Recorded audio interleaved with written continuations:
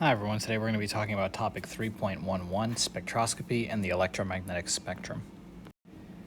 Now, the reason why we want to think about spectroscopy and the electromagnetic spectrum in terms of solutions is because there's a lot of important information that you can get about solutions like concentration by using the properties of light in some experiments.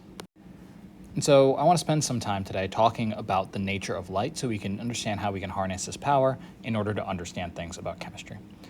So a few important terms that we need to know are that light equals electromagnetic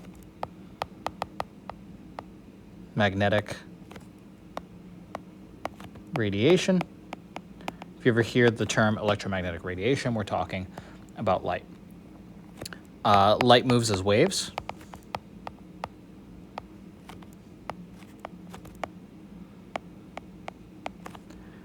Through space, always at the speed of light, which in this course and in a lot of physics courses we call the speed of light c. So light always moves as waves through space, and it's always at the speed of light. And the distance, right? And so if I look here between this point and this point, the two peaks of my waves, the distance between, I'm actually going to write this a little bit lower so it's easier to see. The distance between peaks of my waves, of light waves, is the wavelength.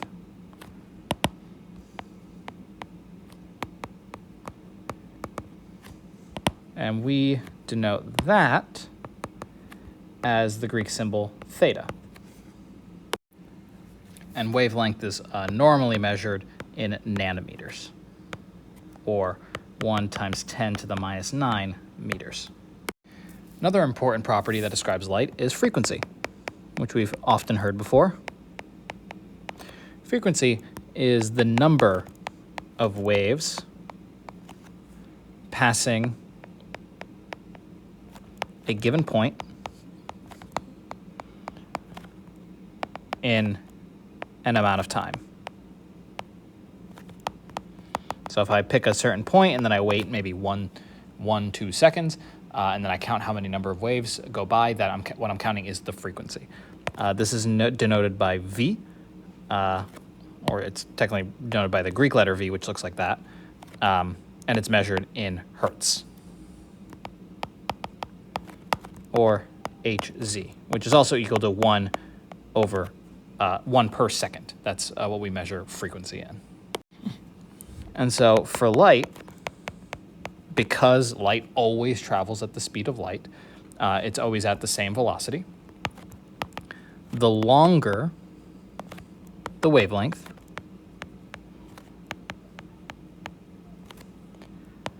the smaller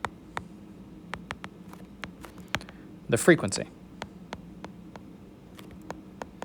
If you want that in more mathematic terms, the wavelength is in proportional to 1 over the frequency, or lambda is proportional to 1 over frequency.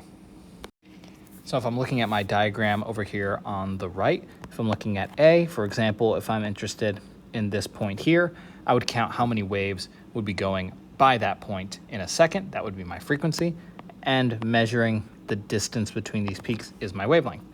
In the case of B, what I have here is wavelength has gone down.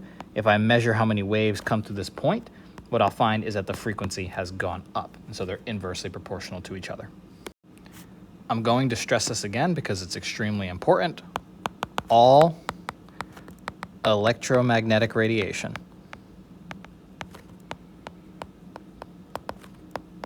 also known as light, travels at the same speed,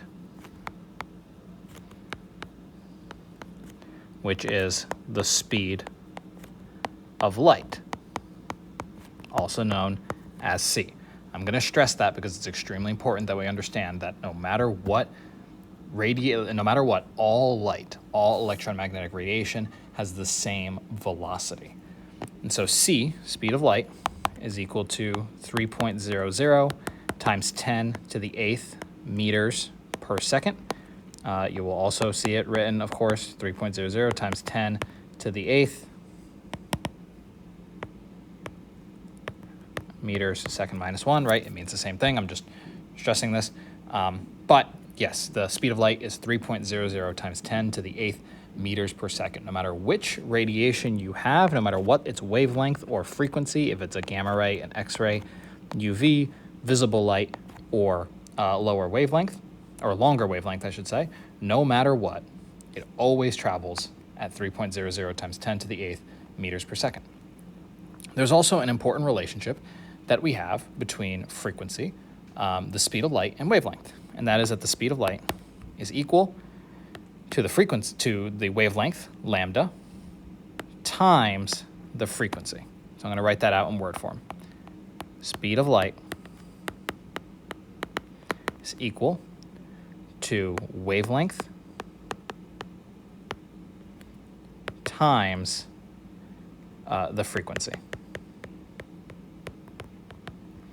Right, and so speed of light is typically in meters per second, wavelength is typically in nanometers, and frequency is in hertz, but that's equal to 1 over seconds. And you should see the units here make sense. You divide a distance or you multiply a distance by 1 over time, you should get meters per second.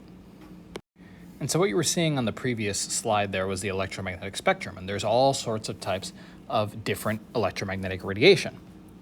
And so there are types of electromagnetic radiation.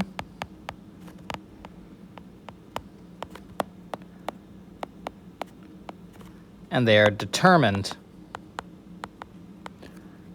by wavelengths and energies. Equally, you could say they're determined by their frequency, right? Because we have that relationship there. And so you can see here we have, a unit here, angstrom. It's denoted by the symbol. It typically has a length of 10 to the minus 10, and X-rays normally have this wavelength right here. You have ultraviolet and visible light. Those typically show up in the 10 to the minus 9th region, or the nanometer region. We have infrared light, and that's typically has a wavelength of 10 to the minus 6, and we say that's in the micrometer region. We have microwave radiation, which can be anywhere between 10 to the minus 3 to 10 to the minus 2 meters in length, or millimeter/centimeter wavelength. Then we have television and radio. Those kind of go over to 1 meter to 1,000 meters in wavelength. And so depending on the wavelength of your light, you have different energy or different types of light. Now you may be wondering, why have I been blabbing on about light and talking about light this and light that, and not necessarily talking about chemistry? Well, because we need to understand the energies of light if we want to understand how molecules are actually moving. And so molecules typically have different types of motion.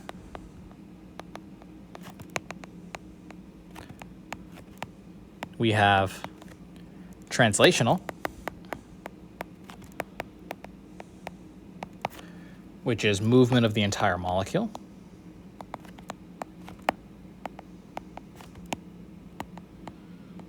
From one place to another. So for example, like you're rolling a ball in a room, right? The distance from point A to point B, that's the translational motion of that ball. Similarly, a molecule can move from one place to another in a confined space. We have vibrational.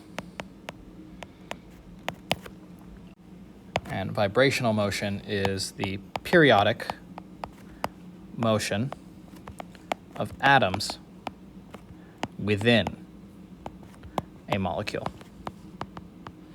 So if you see here on the right, we see translational motion. That is just motion of the actual atom in space. If we look at vibrational motion, that is kind of this bond right here rocking back and forth, or you can have the bonds going in and out from one molecule to the other. That would be our vibrational motion. The last motion that molecules typically exhibit is rotational. And this is rotation of the molecule about an axis. So in this last example here, imagine I have this axis there.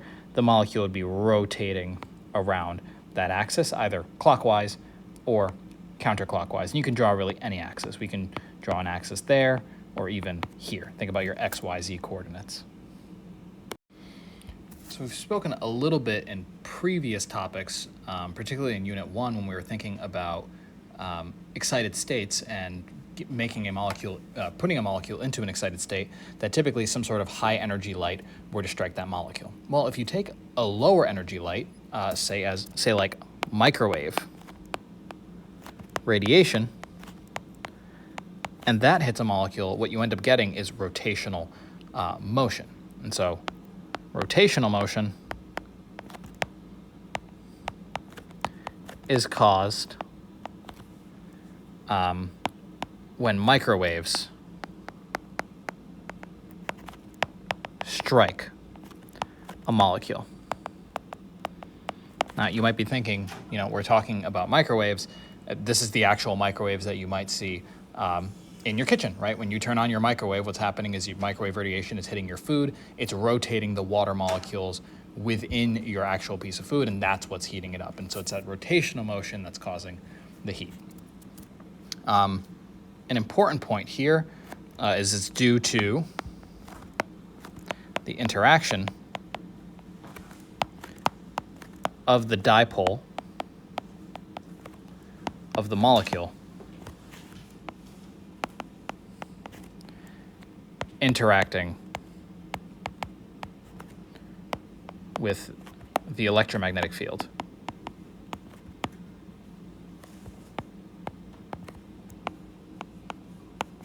Of the light. So really key takeaway, I'm going to write this in red,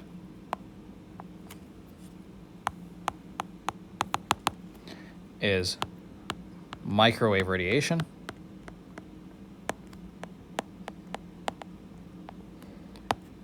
is associated with transitions in molecular rotation levels. So if we go slightly higher in energy to infrared radiation, this causes vibrational motion. And so what happens here is that a molecule will typically absorb and reflect infrared or IR radiation, and you can use this information to, for example, determine different functional groups in a molecule.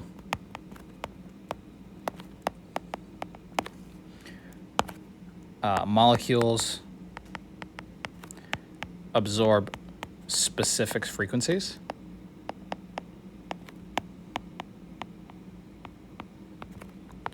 of infrared radiation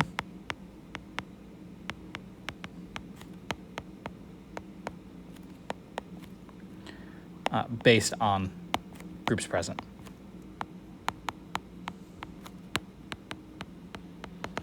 So for example, if we're thinking of CO2, right, that structure, it's oxygen, carbon, oxygen there with those double bonds. This bond here always, or almost always,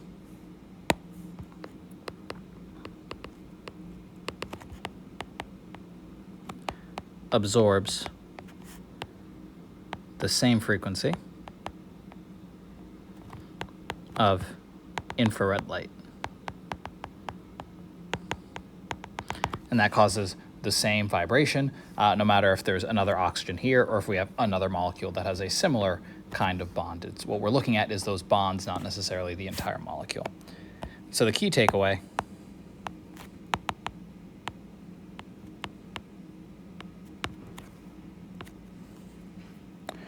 is infrared radiation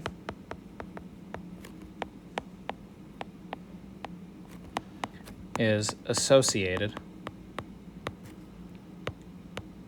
with transitions in molecular vibration levels. Whereas in rotational motion, microwave radiation was associated with transitions in rotational levels. For vibrational motion, infrared radiation is associated with transitions in molecular vibrational levels.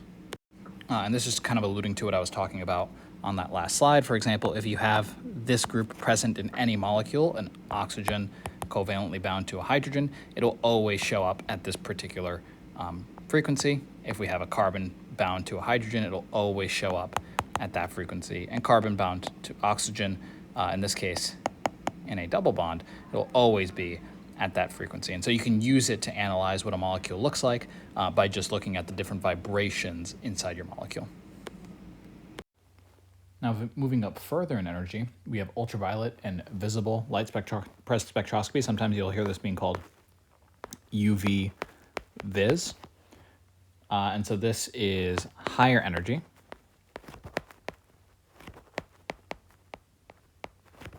Than microwaves and infrared. Wavelengths. The wavelengths for visible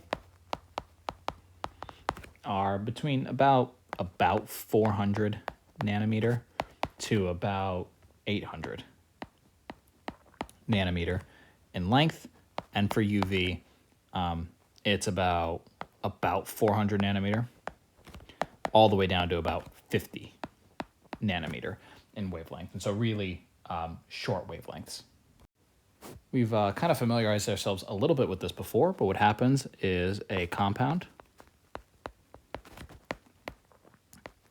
will absorb light, in particular a photon, so a single particle of light,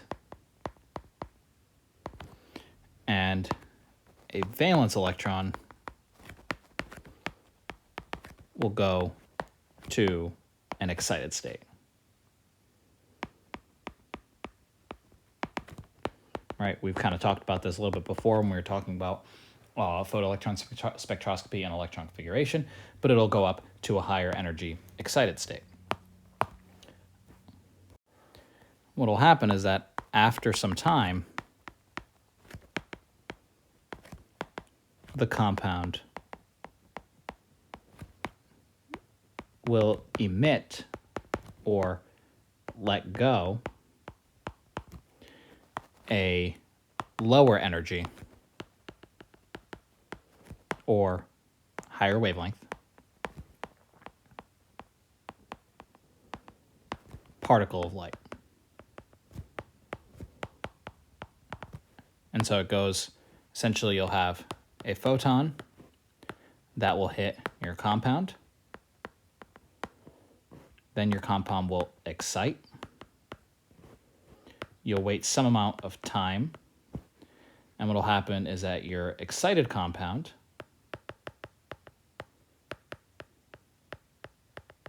will go back to ground state. And at the same time, will emit a lower energy photon or light. So you absorb light, then it excites it to its excited state. That excited compound is there. You wait a little bit of time. The excited compound will go back to ground state, and it will shoot out a photon of light at a lower energy just to get back to its regular ground state. Using this, we can define what's known as the absorbance, and we'll talk a lot more about this in later slides. But the absorbance is the difference between the amount or the amount of light absorbed or taken in versus the amount of light emitted after going back to ground state.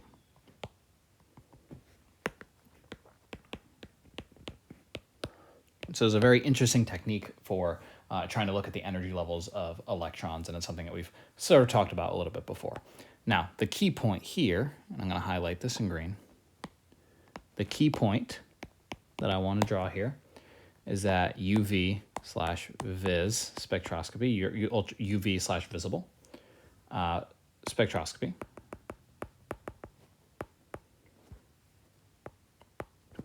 is associated with transitions in electronic energy levels. Right, and so when we think of electronic, we're thinking electrons, right? And so it's associated with transitions of electrons between energy levels. All right, I'll leave you with this one little practice problem. In this practice problem, we're saying infrared spectroscopy is a useful tool for scientists who want to investigate the structure of certain molecules. It's asking you which of the following best explains what can occur as a result of a molecule absorbing a photon of infrared radiation.